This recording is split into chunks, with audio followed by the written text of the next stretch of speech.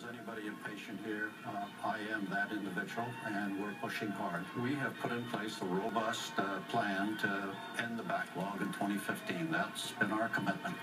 And we have today an automation tool that we didn't have 2 years ago. And it is called the Veterans Benefits Management System. It has already been fielded to 20 of our regional offices. We're looking at 2015 is your goal. That's a long time for that. Well, we've put 3 million claims out the door. If you have an inventory of about 875,000, a million claims decisions going out a year, you know we're taking care of business.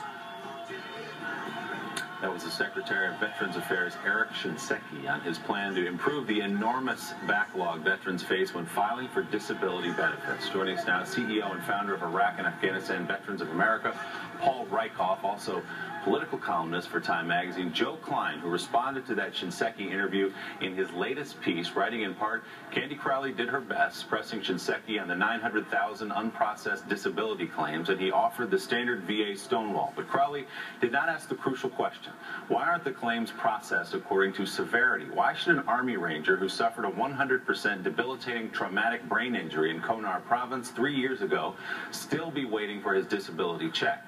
Why should that Ranger have to wait behind a Vietnam veteran who's filing a third-time claim to get his disability for post-traumatic stress raised from 50% to 60%. I don't begrudge Vietnam vets the right to have their claims reevaluated, but I'm sure if you ask these mistreated heroes if they thought those who suffered more severe injuries in more recent wars should go to the front of the line, they would say yes, absolutely a no-brainer. Guys, great to have you here on this topic. Good to be here. Good morning. Paul, let me start with you because you at the IAVA have been all over this. You've got your End the Backlog movement.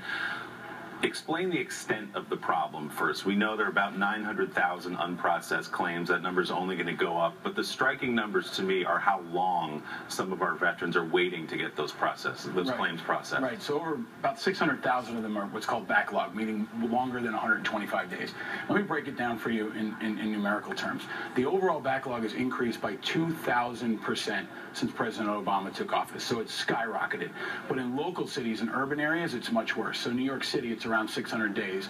Los Angeles, 600 days. Reno, Nevada, 600 days. Chicago is about 542 days. So veterans coming home, filing their first-time claim. You've come back from Iraq and Afghanistan. You're going to wait 500 to 600 days.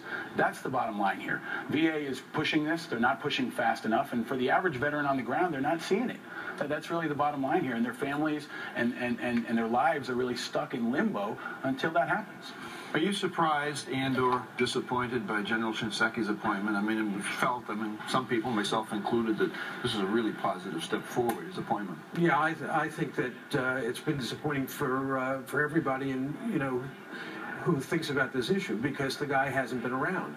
That Candy Crowley interview was the first one. When a U.S. soldier kills 16 people, civilians, allegedly, in Afghanistan, the next day in the United States is the worst day of the year for every veteran who's looking for a job or has to go in for a job interview. And what you need then is an activist VA secretary out there saying the vast majority of our kids coming home have tremendous skills, are really hard workers, would make great employees. He hasn't been that advocate for this generation.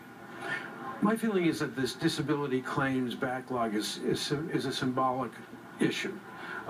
Because, first of all, we should distinguish that if you are an Iraq or Afghanistan veteran and you have a medical problem right now, if you're suffering from post-traumatic stress, you can go to a hospital and get treated immediately. Or wait in the... You can schedule an appointment. You can schedule an appointment. It doesn't mean you'll be seen immediately. Yes. But disability seems to me to be a no-brainer.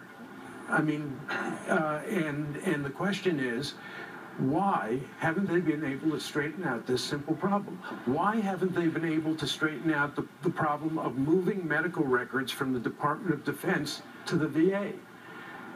It just seems that this is, a backwater for this administration. A lot of people are going to be shocked to hear these numbers, that we made a tacit agreement with these guys when we asked them to go over after 9/11 to fight wars, to defend us, to die in many cases, that we would take care of them and their families on their return. 681-day wait if you live in Reno, Nevada. That's unacceptable. So they just put in at the VA a very expensive computer system, and yet most of these claims are still being processed on paper. Why is it so slow? What's the reason behind this? We don't know. I mean, we're looking from the outside, right? It's like looking at a broken down car on the side of the road and saying, what's wrong with the engine, when we can't look under the hood. The VA needed more money, they got more money. They needed more technology, they got more technology. They needed more people, they got more people. Everything that they've asked for, Congress and the veteran service organizations have given them. But the numbers continue to go up. The backlog continues to climb.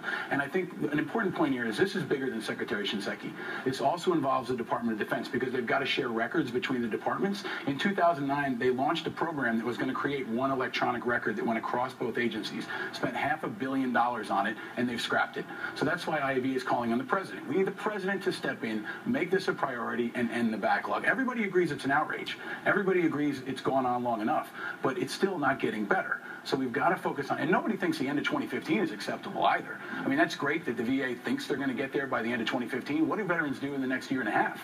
That are stuck waiting. Well, 2015 has become like this magic number for Eric Shinseki. I mean, he's going to cure veterans' homelessness by 2015 as well. Hasn't he said that? That's his. I mean, you know, the rapture is going to come in 2015. This is 5 years later now, and can you honestly say that things have gotten better for Iraq and Afghanistan veterans? No, and it's also 10 years after Iraq started.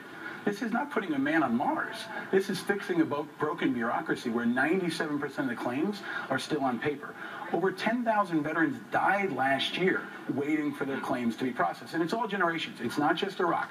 It's Gulf War veterans, it's Vietnam veterans.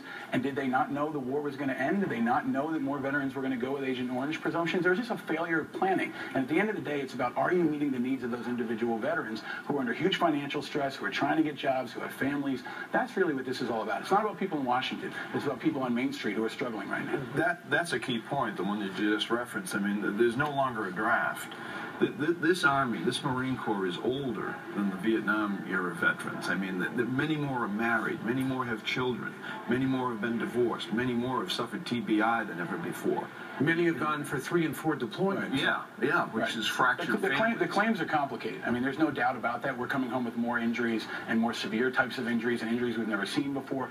Another issue that's really underreported is how women are being served, which make up about 15% of our membership. But I think we've got to go back to the individuals. You know, these folks who are struggling to get by, just to go back to school, to do the right things. They overcome the stigma, they go to the VA, and then the paperwork doesn't catch up. This has a human cost. I mean, we have a friend that Joe has heard about from the veterans community, Clay Hunt, who took his own life 2 years ago. His claim was approved a couple weeks after he died. That's ridiculous. Talk about what happens. But we need the urgency behind this issue. What happens during that wait? Are you going back and checking? Are you talk about a 600-day wait. It's almost like if you knew that was the wait, you could do some planning around that ridiculous wait. But I imagine it's not like that. No. You're going back. You're asking, how excruciating it's not like you can track a UPS package. Right. That would be great, is if you could track your claim and have some predictability about when actually it was going to happen. Now you're stuck in limbo. We have a guy in our office here in New York who filed his claim 65 days ago. He's looking at another 500 days, most likely. And that's average, okay? That's average. What about the people who are waiting 1,000 days? I've been hearing on Twitter all week from people who have been waiting 1,000 days. 1,200 days. I talked to a woman whose son was 100% disability. He was a Marine, came out of Helmand, and he was waiting for more than 2 years. And at one point, they found out that the VA in Cleveland had lost his paperwork. I mean, only because she kept on pressing. And I just bump into people like this all over the country as I travel around the country. We just can't do this. And there's bipartisan support. Right? Both parties agree this is a problem. We met with the chairman of the Senate committee and the House committee. They're both laser focused on this, but we need the president to act. If people are watching, call the White House, call your congressman, call your senator, tell them to end the VA backlog. Everybody's outraged, but we need movement. Well, we're grateful that you're taking up the cause. I think the minute people hear those numbers, the average wait time in the country, 273 days. And that's a pretty low number, considering some of the other ones you've talked about, up to 1,000 days to wait for a right that was promised to them when they put on the uniform. Paul, great work at the IAVA. As you said, keep the pressure on, and we hope the president steps forward on this. Thank you, guys. Joe, stay with us.